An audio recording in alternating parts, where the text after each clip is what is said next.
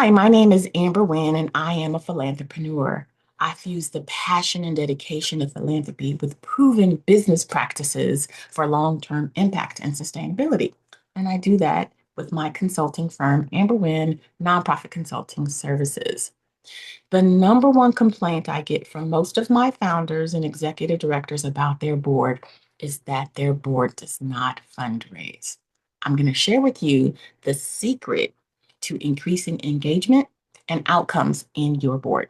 Number one, the most important thing you can do is to make sure that your board is operating within their zone of genius.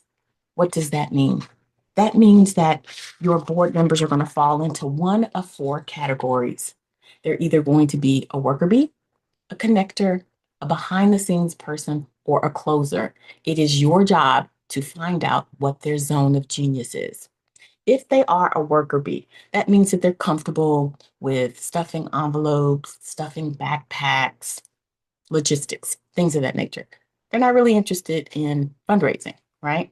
If they are a connector, it means that they are in a space with a lot of people and friends. They know they have a huge network and they're happy to leverage that network to support your organization.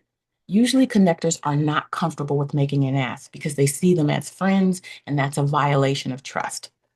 Next, behind the scenes. Behind the scenes people are people who are going to maybe work with your clients or work with volunteers or set up a room or something like that. They're going to be behind the scenes. They don't really want to work with people. And the last person is going to be your closer. This is the person who doesn't know what no means. You put them in the room, they will close every time. If you are recruiting people because they love your mission and because they love you, they may not feel comfortable with asking.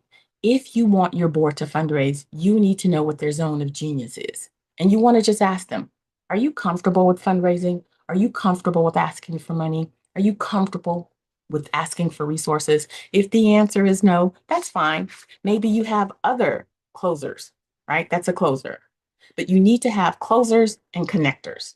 What I find with most of my trainings is when I do this activity, we have a board full of worker bees and behind the scenes people. And that's why they're not fundraising because they're not working within their zone of genius. If you want to increase your fundraising, if you want your board members to have some viable outcomes, just find out where they're comfortable in. You can do it. All you have to do is ask the question, and it's going to be revealing to you and it's going to be revealing to them. And it's going to help you with your strategy for recruiting, to fill in those gaps.